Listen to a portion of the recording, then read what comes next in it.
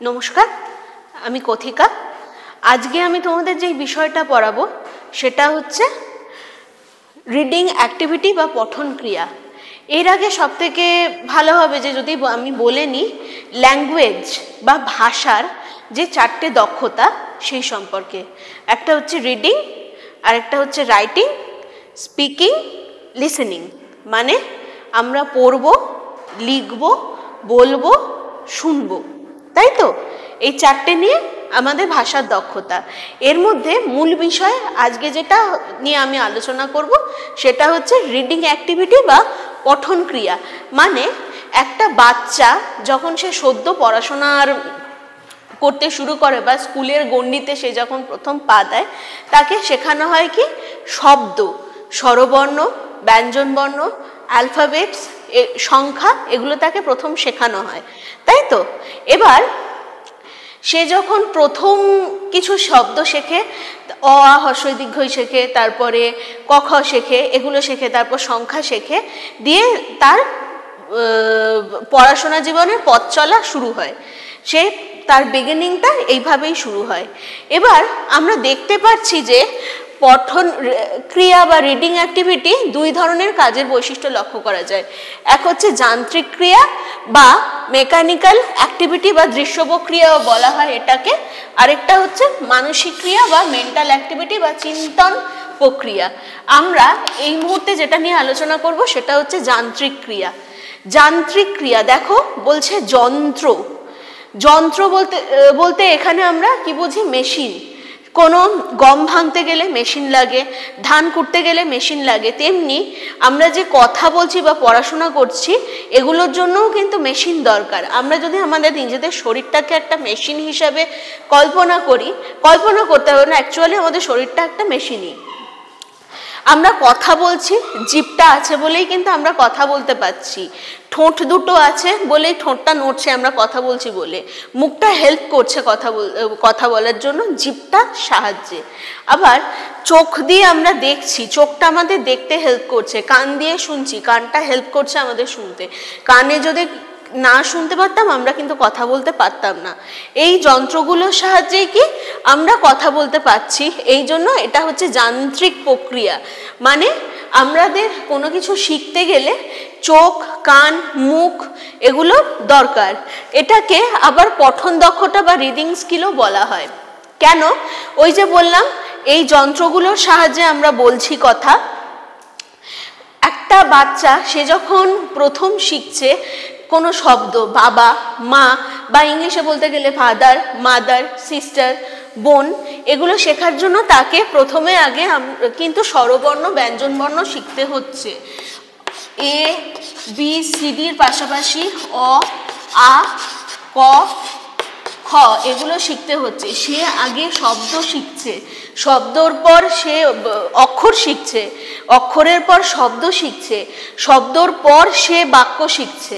এগুলো তাহলে কি কি শিখছে? অক্ষর, শব্দ, দেন বাক্য। এইভাবে সে একটা সেন্টেন্স গঠন করতে পারছে। তবে এই যন্ত্রগুলোর সাহায্যে, এগুলো একটা যান্ত্রিক প্রক্রিয়া, এই জন্য বলা হচ্ছে। আর হচ্ছে মানসিক প্রক্রিয়া বা মেন্টাল অ্যাক্টিভিটি বা চিন্তন প্রক্রিয়া। মানসিক প্রক্রিয়া মানে ওকে যদি বলা হয় ও কিন্তু মনে মনে ভাববে যে কেন বলবো এটাকে, কেনই বা বলবো, এগুলো নিয়ে ভাববে। তার ভেতরে নানান রকম প্রশ্ন কোয়েশ্চেন অ্যারাইজ করবে যে এগুলোকে কেন স্বরবর্ণ বলা হচ্ছে, বা ক খকে কেন ব্যঞ্জনবর্ণ বলা হচ্ছে, এবিসিডিকে একে এই কেন বলবো, একে বি কেন বলবো না, এইসব প্রশ্নগুলো তার মধ্যে আসবে। বা এই আইও যে ভাওয়েল, একে কেন ভাওয়েল বলবো, এগুলো ওর যে মনের ভেতরে যে একটা নতুন সে পড়াশোনা শুরু করছে, নতুন একটা জিনিসের সাথে তার ইন্ট্রোডিউসড হচ্ছে। এতদিন পর্যন্ত সে তার এই সমস্ত কোনো জ্ঞান ছিল না।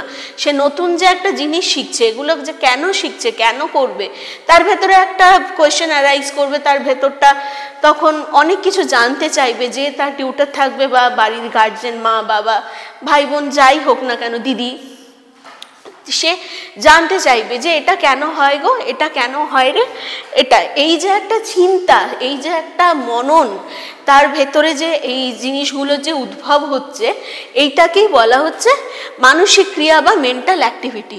তাহলে কি দেখা যাচ্ছে, রিডিং অ্যাক্টিভিটি বা পঠন ক্রিয়া দুটো বিষয়ের উপর নির্ভর করছে, এক হচ্ছে যান্ত্রিক ক্রিয়া আর হচ্ছে মানসিক ক্রিয়া বা মেন্টাল অ্যাক্টিভিটি। এটাকে আমরা আবার কি বলছি, পঠন দক্ষতা বা রিডিং স্কিল। এখানে সে কি করছে, পুরো ব্যাপারটাকে বুঝতে শিখছে, তার পড়তে শিখছে, সে নতুন করে কোনো কিছু ভাবতে শিখছে, পড়তে শিখছে, সে স্বরবর্ণ জানছে, ব্যঞ্জন বর্ণ জানছে, ওয়ার্ড জানছে, সব কিছু জানছে। আর মনন দক্ষতা বা মানসিক ক্রিয়াটা কি বা চিন্তন ক্রিয়াটা কি, সে যেটা পড়ছে সেটাকে নিয়ে ভাবছে, সে কাল্টিভেট করছে, সে নিজের ভেতরে সেটাকে চাষ করছে, যাতে কি তার সেটা বুঝতে আরো সুবিধা হচ্ছে।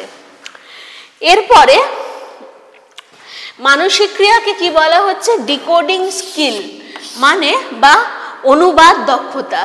ধরো কোনো একটা জিনিস সে পড়ছে, এরপরে প্রথম পর্যায়ে আমরা শব্দ শিখেছি, অক্ষর শিখেছি, বাক্য রচনা করতে পারছি, তাই তো? এবার কোনো একটা বাক্য রচনা করে সেটাকে অনুবাদ করছে, মানে ডিকোড করছে, যেটা বলতে চাইছে। ধরো আমি বলছি আমি কাল বাড়ি যাব, সেটা আমি বলে দিচ্ছি, সেটা ওর কাছে যখন পৌঁছচ্ছে ও বলছে কাল আমি বাড়ি যাব, মানে সে ওটা বুঝতে পেরেছে বলেই সে কিন্তু বলছে যে আমি কাল বাড়ি যাব, তাই তো?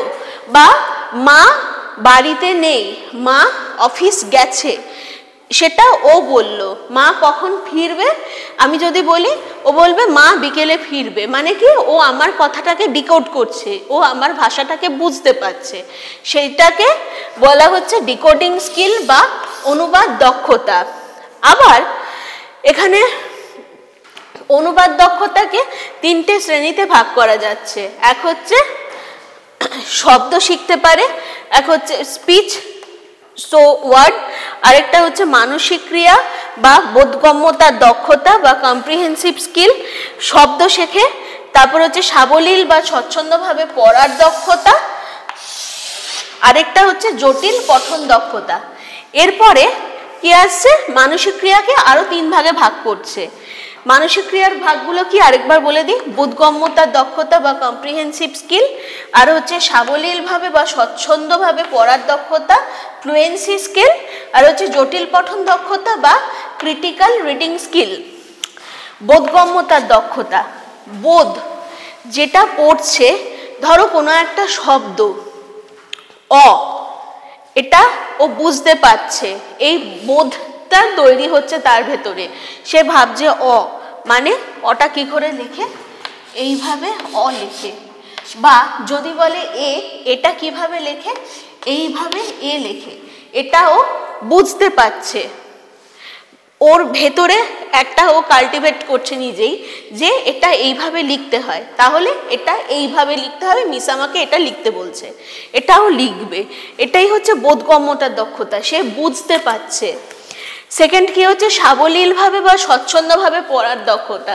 কোনো একটা প্যাসেজ বা কোনো একটা ছোট ফ্রেজ দিয়ে দিলে তাকে, বা কোনো একটা পোয়েম দিয়ে দিলে বা প্রোজ দিয়ে দিলে, সে সেটা পড়তে পারছে ভালোভাবে।